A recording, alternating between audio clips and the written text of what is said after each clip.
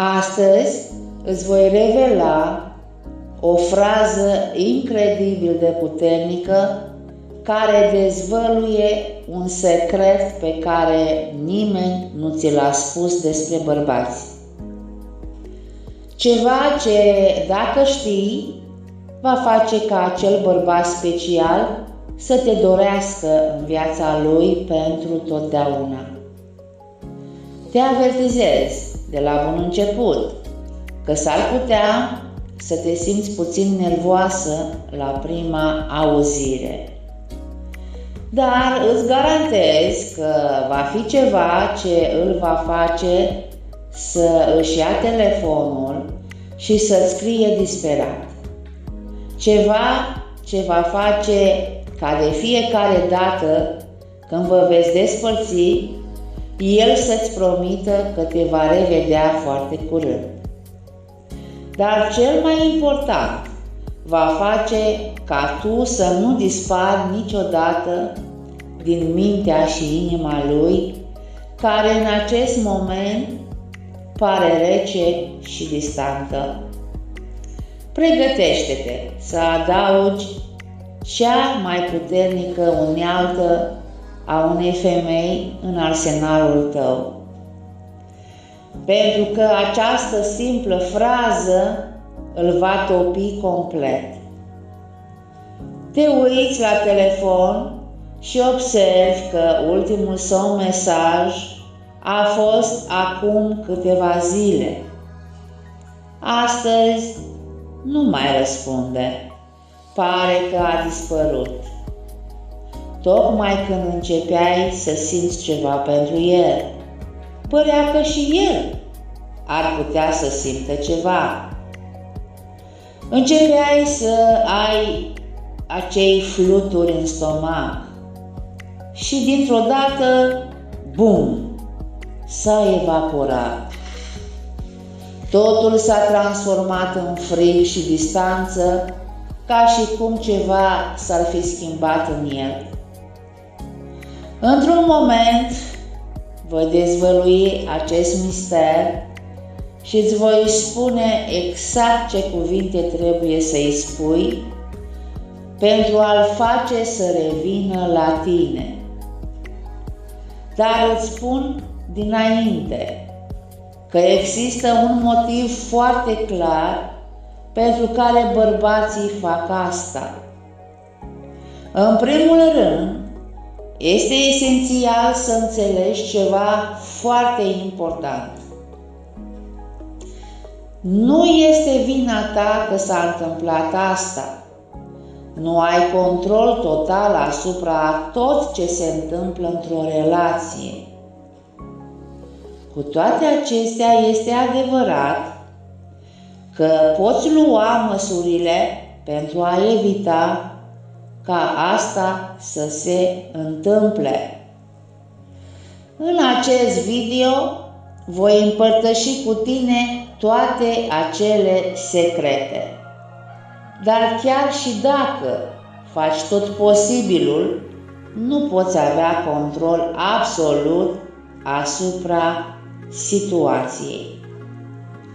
Primele etape ale atracției nu joacă întotdeauna în favoarea ta, pentru că atunci când cineva îți place, devine mai greu să îți arăți cea mai bună versiune.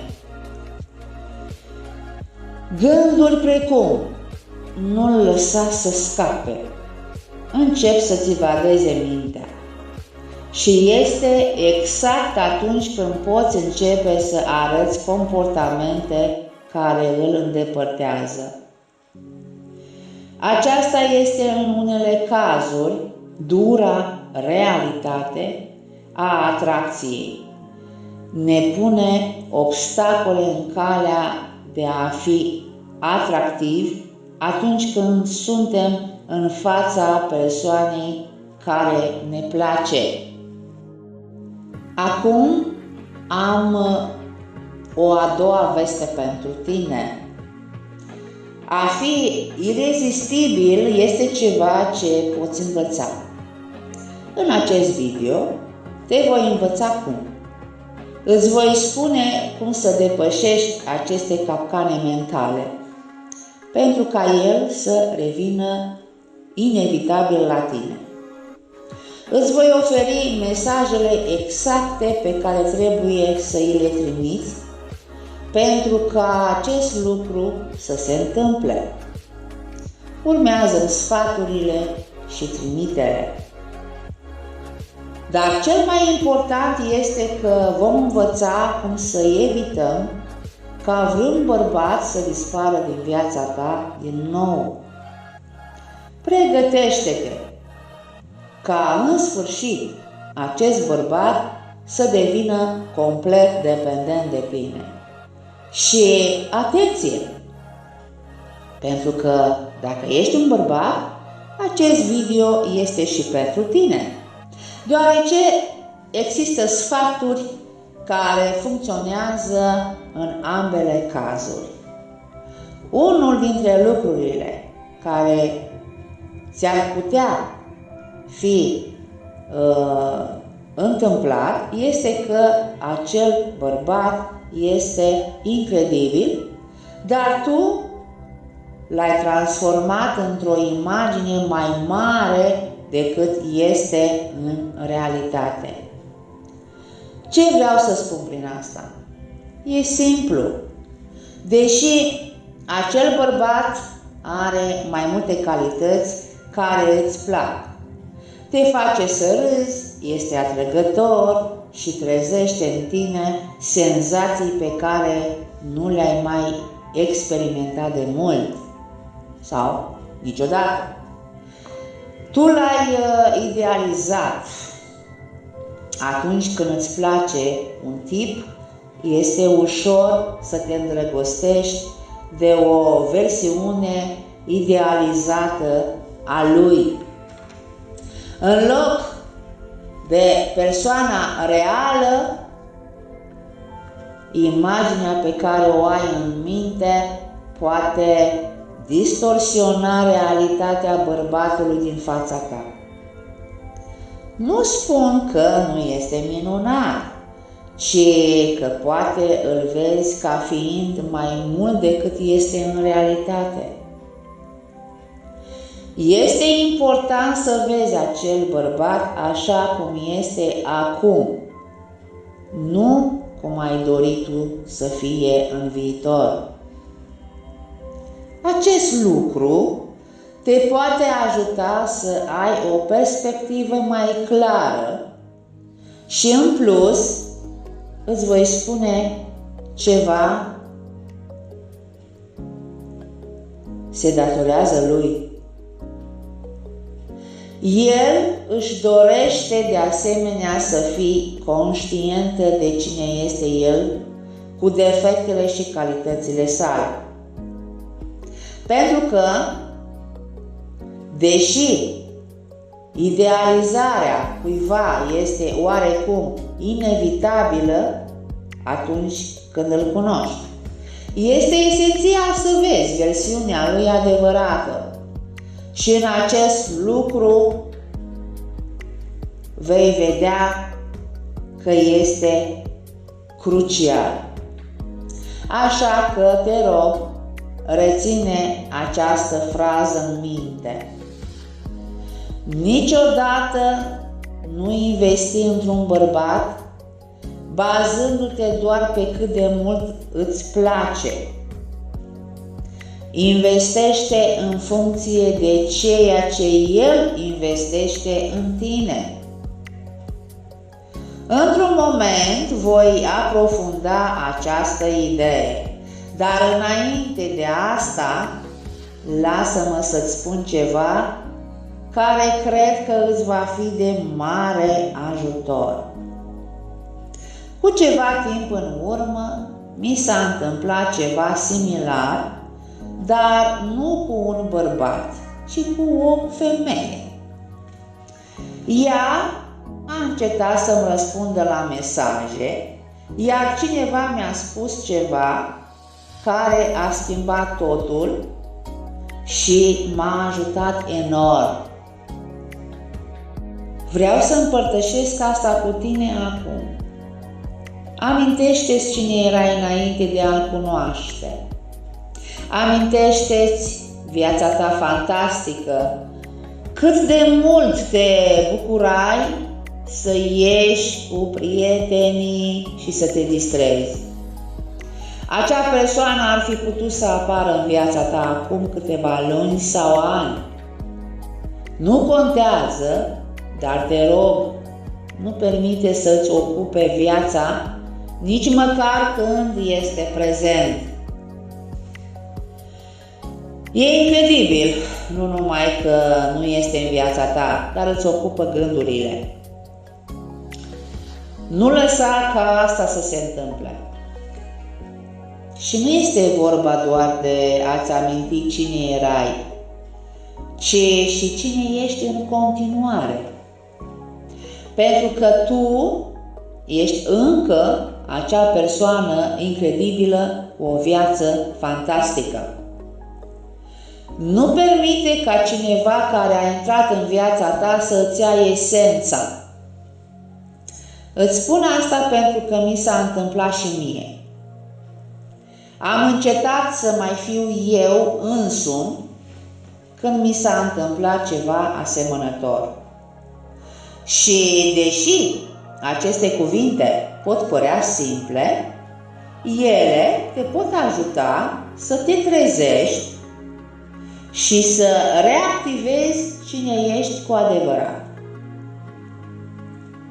Amintește-ți cine ești. Este esențial să înțelegi ceva fundamental în atracție. Este foarte important să existe spațiu. Acest spațiu este esențial pentru ca cealaltă persoană să simtă lipsa. Menține misterul și întreabă-te constant dacă îi mai placi. Când investești prea repede, elimini acel spațiu necesar. Așadar, trebuie să ai clar în minte următorul lucru. Investează, dar nu îți dedica timpul, cuvintele și mesajele doar pentru că îți place. Este esențial ca atunci când investești într-o relație, să observi dacă există reciprocitate. Dacă nu lași spațiu, cealaltă persoană nu va avea ocazia să-ți ducă dorul sau să se întrebe dacă îi placi cu adevărat. Acest mister este crucial pentru a începe să simtă atracție față de tine. În continuare, îți voi dezvălui câteva greșeli pe care le-ai putea face. Poate că ești mereu tu aceea care propune întâlniri sau poate că tu ești mereu cea care trimite mesaje chiar și atunci când nu ai primit răspuns. Evită acest lucru cu orice preț. Dacă ești mereu tu cea care propune să vă întâlniți și ai făcut-o de 2 sau de 3 ori la rând, ocupi prea mult spațiu. Prin aceasta împiedici ca el să preia inițiativa, să investească în relație și în tine. Acest lucru poate face ca el să nu mai ajungă niciodată să se simtă atras de tine și în cele din urmă să se plictisească. Cine sunt eu în acest context? dacă el a dispărut și abia mai vorbim. Tocmai de aceea vrea să vadă dacă ești una dintre acele femei care se plâng constant sau, dimpotrivă, o femeie care are control asupra emoțiilor și a vieții ei. Un lucru pe care bărbații îl caută pe termen lung este o relație cu stabilitate emoțională, evitând relațiile pline de dramă și certuri constante.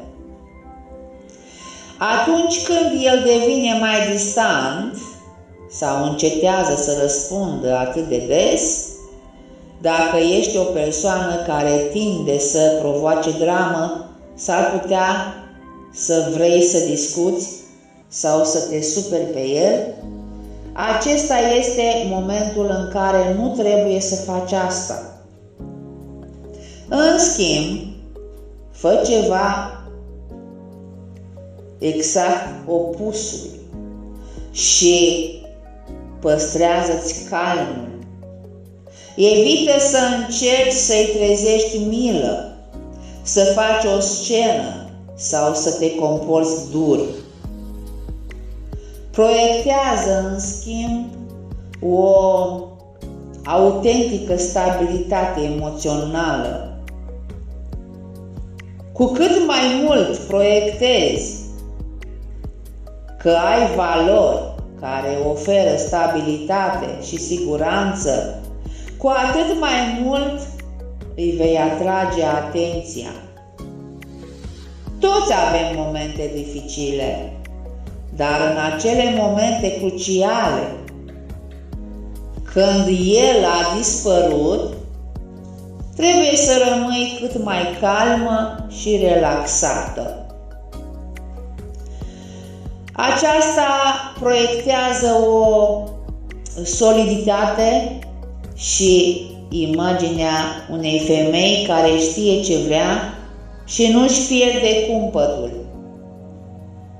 Când un bărbat încetează să comunice, o femeie care are o viață plină și satisfăcătoare pentru ea însăși este extrem de atrăgătoare. Această nepăsare este extrem de seducătoare. De acea persoană îți păsa, dar dacă a dispărut, tu îți asumi că nu mai ai control asupra totului și, prin urmare, te menții senină, deoarece nu îl necesiți. Când el îți va vorbi din nou, te va aprecia și acest lucru este foarte atrăgător. Personal îmi place o femeie care nu are grabă. Aceasta nu este o chestiune de a fi ușoară sau dificilă, ci de a fi o femeie care știe ce vrea și nu complică lucrurile simple. O femeie cu o capacitate incredibilă de a înțelege bărbatul din fața ei. O femeie care apreciază și iubește bărbații înțelegând diferențele în modul în care văd viața și concentrându-se pe aspectele pozitive și frumoase ale acestor diferențe. Aplicarea acestei perspective în viața ta este minunată, deoarece îți dai seama că acel bărbat din fața ta este un profesor pentru tine, învățându-te lucruri despre tine însăți. Această perspectivă se aplică nu doar bărbaților, ci și tuturor persoanelor din jurul tău. Toți sunt învățători, care îți arată ceva despre tine. Astăzi vreau să împărtășesc cu tine o frază incredibil de puternică care dezvăluie un secret pe care nimeni nu ți l-a spus despre bărbați. Ceva ce dacă știi, îl va face pe acel bărbat special să te vrea în viața lui pentru totdeauna. Te avertizez că prima dată când o vei auzi, este posibil să te simți puțin nervoasă, dar îți garantez că va fi ceva ce îl va face să-și ia telefonul și să-ți scrie disperat. Ceva ce de fiecare dată când se va despărți de tine, îl va asigura că foarte curând te va revedea și, cel mai important, va face ca tu să nu dispari niciodată din mintea și inima lui.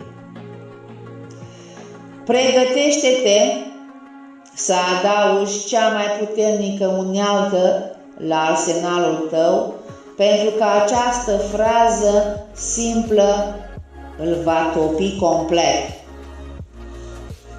Fraza este: fă-l să se simtă liber și niciodată nu va vrea să plece. Repet, fă-l să se simtă liber și niciodată nu va vrea să plece.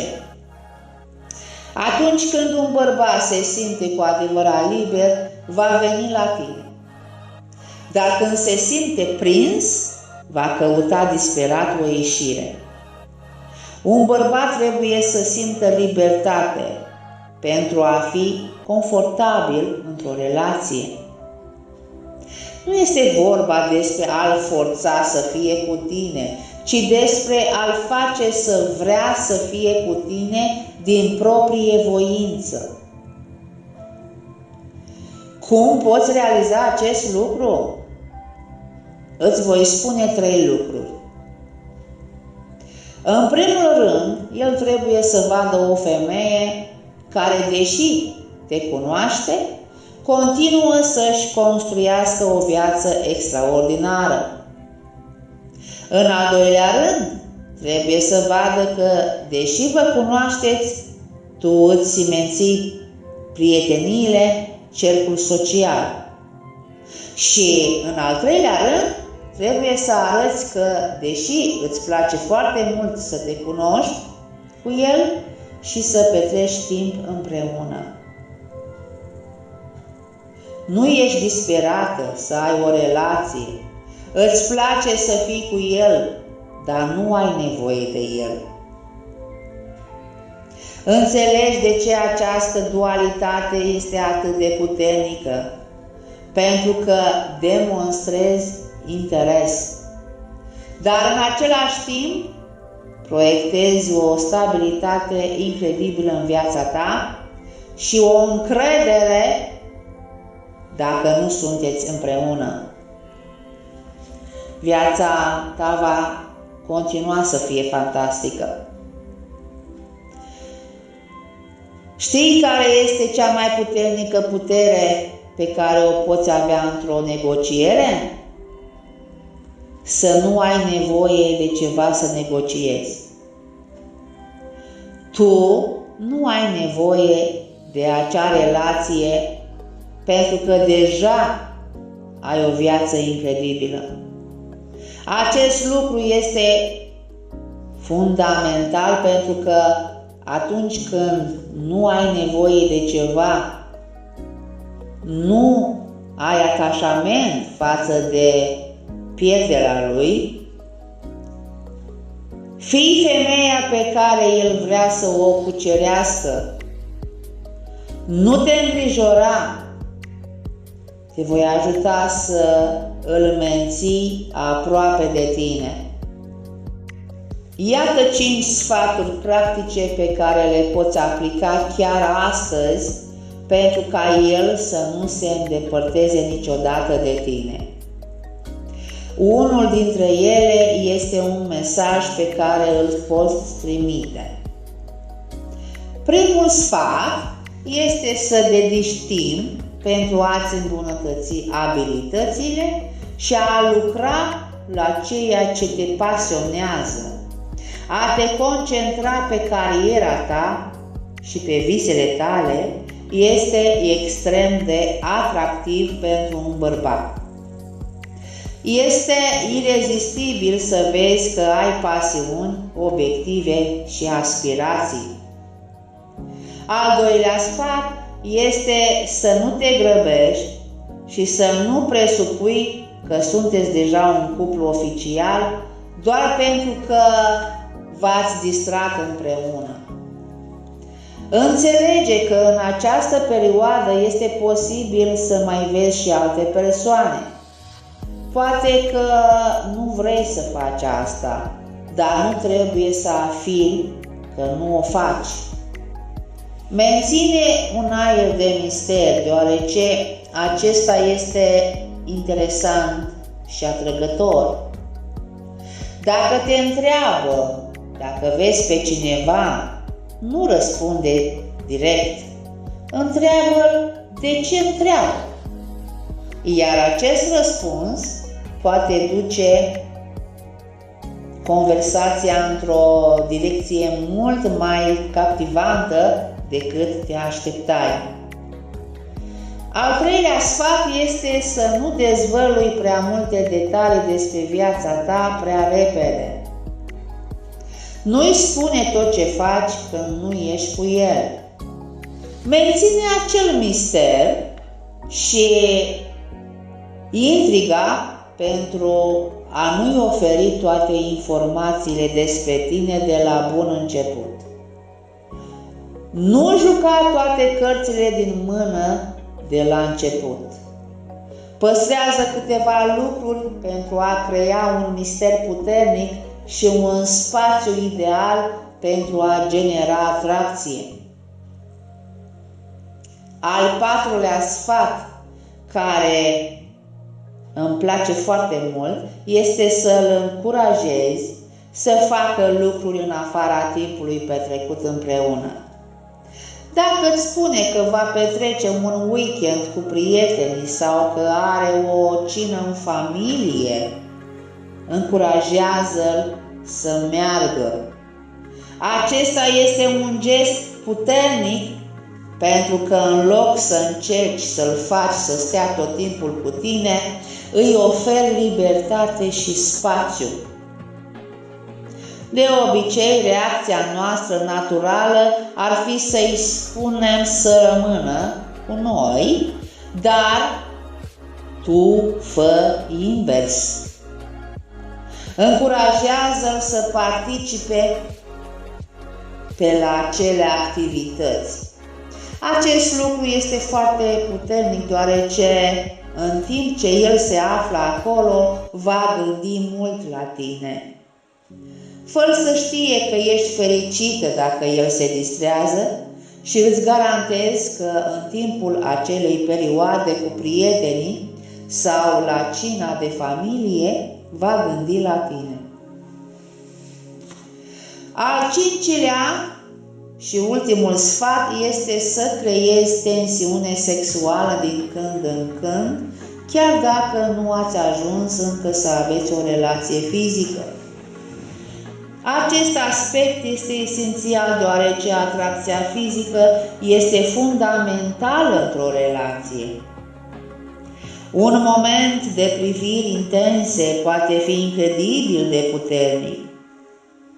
Bărbații adesea au fantezii despre o femeie care doar cu o privire de la distanță trezește ceva în noi. Așadar, cum poți să crești dorința fizică pentru tine? Iată 5 strategii scurte, dar puternice. 1. Spune-i lucruri pe care le găsești atrăgătoare la alți bărbați. Fă-l să știe ce îți place. 2. Dacă sunteți într-un loc cu muzică și există un loc de dans, invită-l să danseze. Dacă nu există, Găsește o ocazie pentru a te apropia de el, astfel încât corpurile voastre să se atingă. Asta arată inițiativă, ceea ce este extrem de atractiv. 3. Găsește ocazie pentru a-l atinge, chiar și ușor, să-i atingi umărul sau mâna.